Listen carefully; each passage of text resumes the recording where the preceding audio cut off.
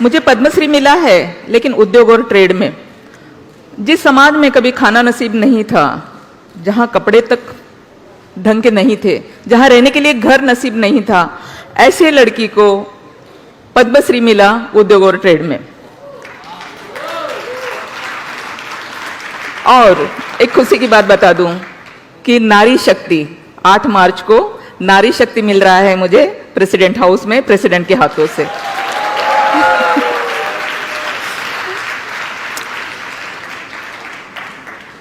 तो ये सारा करते हुए जो संघर्ष मैंने किया, मिला तो सब कुछ है, लेकिन कैसे, कितना संघर्ष करना पड़ा मुझे इन सारी बातों के लिए। मैं कमानी ट्यूब्स लिमिटेड की चेयरमैन हूं आज, जहां मैं कुछ भी नहीं थी, जीरो भी नहीं थी, लेकिन आज एक ऐतिहासिक कंपनी की चेयरमैन हूं। ये सब करते हुए मेरा जो सफर है, मैं एक छोटे से गांव से आई थी, एक छोटा सा गांव, जिस गांव में सिर्फ एक रास्ता था चलने के लिए, मतलब मार्केट जाओ तो वही एक रास्ता है, स्कूल जाओ तो भी एक वही रास्ता है, मतलब वही एक रास्ते पे सारा कुछ खत्म हो रहा है। लेकिन आज मुंबई जैसे शहर में मेरी कंपनी के नाम से 2 रोड है, रामजी भाई कमानी, कुर्ला कमानी। तो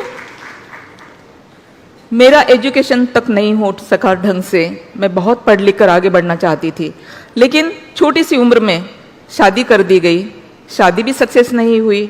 उसके बाद घर वापस बाबा लेकर गए, लेकिन वहां जाने के बाद लोगों को ये बात भी पसंद नहीं आई कि एक बेटी जो ससुराल गई थी वो वापस मैके कैसे आ सकती है, क्योंकि ये तो हमारी परंपरा है ही नहीं ना। ससुराल में चाहे वो लड़की मर जाए कोई बात नहीं है, लेकिन वो वापस नहीं आ सकती, क्योंकि उसको समाज ठीक नहीं समझता। और फिर समाज जिस नज़र से, अंदाज से मुझे देखना शुरू किया, तो मुझे इतना बुरा लग रहा था कि मेरी वजह से मेरे माँ बाप को बहुत कुछ सुनना पड़ रहा है। मैं बोझ बन चुकी हूँ धरती के ऊपर, क्योंकि ना तो मेरे पास एजुकेशन है, मैं नौकरी नहीं कर सकती, ना ही मैं ससुराल में, अच्छा है मेरा ससुराल जिसमें मैं संसार कर सकती हूँ। तो फिर मुझे क्या करना चाहिए? तो मुझे ऐसे लगा मुझे मर जाना चाहिए, और मैंने पॉइजन पी लिया। पॉइजन पीने के बाद भी मैं मर नहीं सकी, मुझे बचा लिया गया। लेकिन बचने के बाद जो लोग मुझे देखने के लिए आ रहे थे, वो ये कह रहे थे कि ये लड़की, तूने ये क्या कर दिया? अगर तू मर गई होती तो लोगों ने क्या कहा होता? लोग तो यही कहते ना कि महादेव की बेटी ने जरूर ऐसा कुछ काम किया होगा जिसकी वजह से इसे मरना पड़ा। तो ये बात जो है वो मेरे दिल की गहराई तक पहुंची कि ये क्या है, लोग न जीने देते हैं न मरने देते हैं। जीना बहुत मुश्किल था, इसलिए मरने का रास्ता चुना था, लेकिन मरने भी नहीं देते, तो अब क्या करें? तब फिर मैंने सोच लिया कि मैं कुछ करके दिखाऊंगी, इसी दुनिया को कुछ करके दिखाऊंगी। लेकिन क्या करूं, कहाँ जाऊं? कुछ रास्ता नहीं था मेरे पास, क्योंकि मैं एक छोटे से गांव में रहने वाली, और उस जमाने में इतना सारा कुछ था भी नहीं जिस तरह से आज के ज़माने में बहुत कुछ सीखने के लिए है, मेरे ज़माने में नहीं था।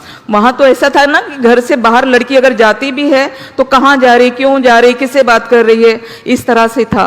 उस सारे ऐसे हालातों में अपना रास्ता चुनना यकीनन बहुत ही मुश्किल था, लेकिन फिर भी मैंने किसी की परवाह नहीं की, क्योंकि परवाह अगर करती तो शायद मैं कुछ कर ही नहीं पाती। और मैं चलती रही, रास्ता मिलता गया। सिलाई सीखी, सिलाई के तौर पर मैंने नौकरी की, नौकरी जो 2 रुपये रोज से और 60 रुपये महीने से मैंने स्टार्टिंग की। उसके बाद मैंने उसी से अपना रास्ता चुना। लेकिन कुछ ही दिनों में मेरे बाबा की नौकरी जाती रही, मेरी बहन दवा के खातिर मर गई, और फिर तब मुझे पता चला कि पैसा कितना इम्पोर्टेंट है, क्योंकि अगर पैसा नहीं होगा तो हमारे अपने भी हमें छोड़कर जा सकते हैं और हम उनका ट्रीटमेंट तक के नहीं कर पाते। तो फिर पैसा कमाना चाहिए, और फिर मैंने अपना संघर्ष शुरू किया। कहाँ से आएगा, कैसे आएगा, कहाँ जाऊँ, मैं सोचती रही, और फिर पता चला कि सरकार की कुछ स्कीम है जिसमें से हम लोन ले सकते हैं और कुछ कर सकते हैं। और मैंने 50,000 का लोन लिया। 50,000 के लोन में मैंने बुटीक के लिए लिया था कि मैं अपना बुटीक शुरू करूंगी, लेकिन बुटीक के साथ साथ मैंने फर्नीचर का भी शुरू किया। लेकिन इसी के साथ साथ मैंने ये भी देखा कि मेरा बहुत सारा यूथ जो है वो बिना नौकरी के ऐसे ही भटक रहा है, उनके पास नौकरी नहीं है, सरकार के पास देने के लिए सबको नौकरी नहीं है, तो क्या करना चाहिए? तो जिस रास्ते से मुझे लोन मिला, जिस रास्ते पे मैं चली, उस रास्ते पे मेरे यूथ को भी ले जाऊंगी, ताकि इन लोगों को भी मतलब इनकी रोजी रोटी चलती रहेगी। और मैंने एक संगठन बनाई, सुशिक्षित बेरोजगार युवक संगठन, और उस संगठन के द्वारा बहुत सारे बच्चों को मैंने लोन लेके दिया। गेट टुगेदर हम लोग एक साथ करते थे। बैंक के जो मैनेजर है वो स्कीम के जो भी ऑफिसर्स है वो, और इस तरह से बच्चे लोगों को बुला के एक ही प्लेटफॉर्म उनको मिलता था और वो अपने स्कीम के बारे में बताते थे। जो स्कीम उनको यूथ को अच्छी लगती थी उसी हिसाब से लोन लिया जाता था और वो लोगों का भी काम होता था। तो इसी तरह से एक तरह से मेरा सोशल काम चल रहा था, दूसरी तरफ मेरा बिजनेस भी अच्छे से चल रहा था। यही करते करते लोगों के बीच मेरे लिए बहुत अच्छी भावनाएं होने लगी कि ये जो लेडी है ये बहुत अच्छा काम करती है, और मेरे पास जो भी लोगों की तकलीफें होती थी वो मेरे पास आते थे। तो इसी तरह से मेरे पास एक प्लॉट आया और वो प्लॉट में काफ़ी सारे लिटिगेशन थे, वो लिटिगेशन मैंने दूर किए, और वहाँ पर जब बिल्डिंग बनाने की बात आई तो 99 की ये बात है, 95 में मैंने प्लॉट लिया था, 95 से लेकर 99 में मैंने उसको क्लियर किया। लेकिन हमारे पुरुष प्रधान देश में एक महिला वो भी बिल्डर बने, ये हजम तो नहीं होगा ना। ऊपर से मैं बुद्धिस्ट हूँ, एक बुद्धिस्ट, ऊपर से महिला, और ये बिल्डर बनेगी, क्योंकि बिल्डर तो सिर्फ पुरुष बन सकते हैं, महिला कैसे बन सकती है।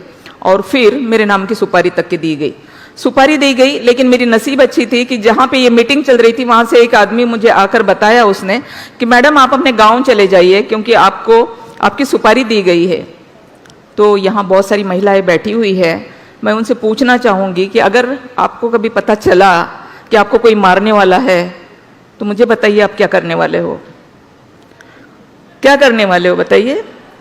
क्योंकि मुझे उस आदमी ने ये कहा था कि हम रिक्वेस्ट करते हैं आपको कि आप अपने गांव चले जाइए क्योंकि आपका मर्डर होने वाला है। तो मैं डरी नहीं, अपने गांव नहीं गई, क्योंकि अगर मैं डर जाती, अपने गांव चली जाती तो आज इस स्टेज पे यहाँ पे खड़ी ना होती, किसी खेतों में काम कर रही होती।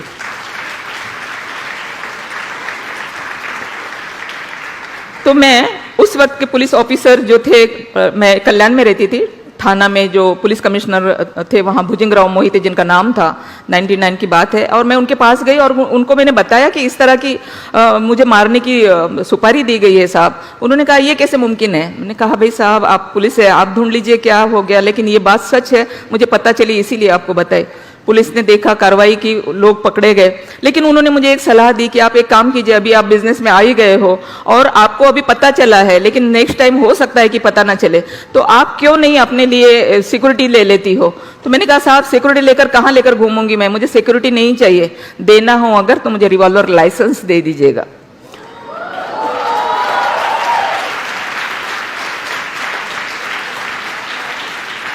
ताकि मैं अपनी हिफाजत खुद करूंगी।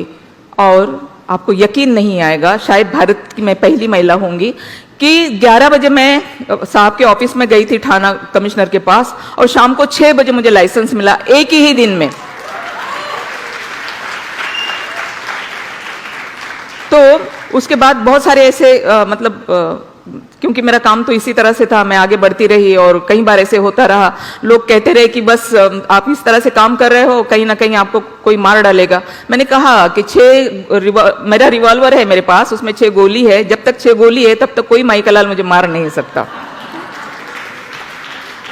तो मैं इस तरह से काफी संघर्ष से मैं आगे बढ़ी हूँ, और मेरे पास से डर नाम की कोई चीज नहीं है। मैं आप सबको भी ये कहूंगी कि डर जिसके पास में है वो आगे बढ़ ही नहीं सकता, क्योंकि हमारे पास होता है ना छोटा छोटा डर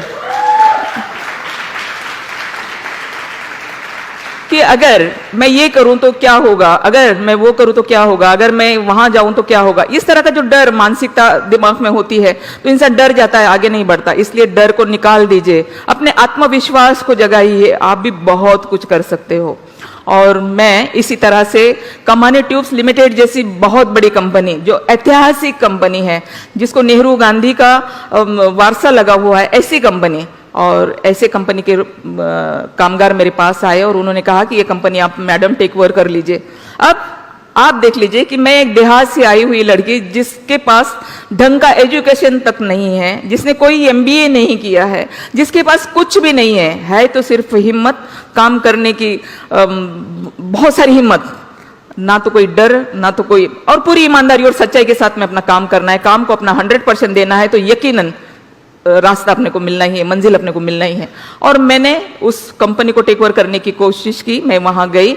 मैंने वहां जाने के बाद में 116 करोड़ का कर्जा था, 140 लिटिगेशन के केसेस थे और 2 बड़ी यूनियन थी उस कंपनी के अंदर। कंपनी सिक हो चुकी थी। 87 में सुप्रीम कोर्ट में पहली बार वर्कर्स को चलाने के लिए कंपनी दी थी। 87 में देने के बाद में 97 तक वर्कर्स ने किसी तरह से मतलब कंपनी को चलाया। लेकिन उस वक्त बैंकों ने आगे बढ़ बढ़ के बहुत सारे पैसे हमारे वर्कर्स को दिए कि भाई चलो वर्कर्स से कंपनी चलाएंगे, देश में नई क्रांति आई है। क्योंकि ये पहली ऐसी कंपनी है जिस देश में सिका एक्ट तैयार हुआ इस कंपनी की वजह से।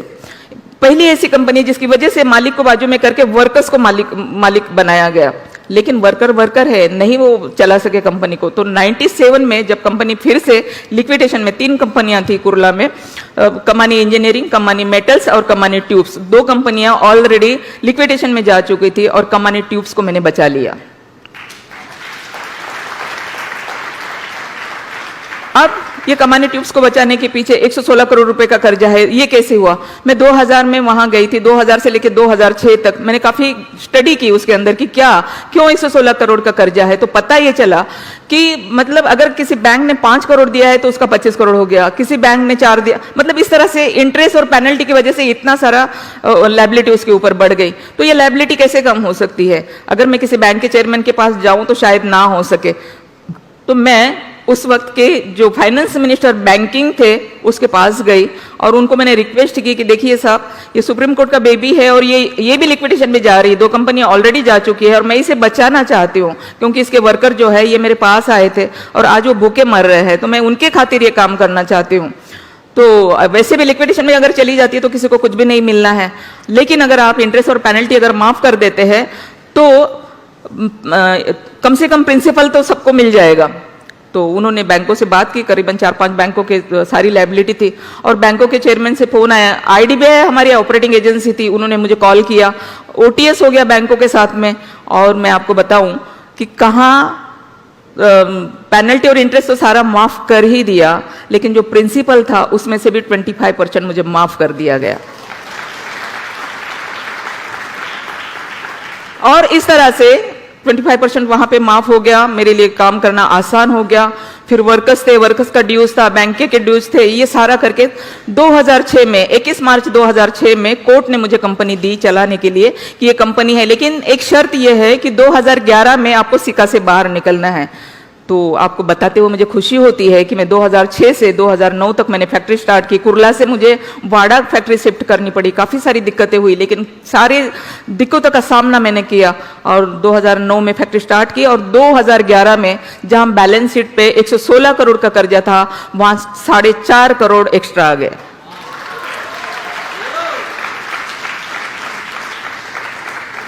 तो इस तरह से मेरा संघर्ष रहा और बहुत सारा है बताने के लिए, लेकिन वक्त हमारे पास कम है, इसलिए बहुत कम में ही बात करेंगे।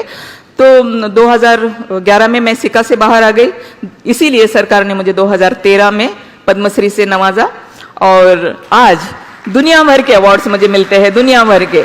एक महीने में 5-5 अवार्ड्स, आप यकीन नहीं करोगे। मैं अभी लंदन से परसों आई हूँ, 27 तारीख को मुझे लंदन में वहाँ के पार्लियामेंट में भी मुझे अवार्ड्स मिला।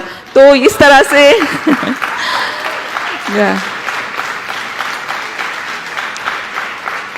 तो इस तरह से एक जीरो से हीरो बनने की कहानी है मेरी। और अगर आप सब भी मेहनत करें, हिम्मत से अपना काम करें, सच्ची लगन और यकीन से काम करें, तो यकीनन आप सब भी कल्पना सरोज की तरह बन सकते हो। Thank you.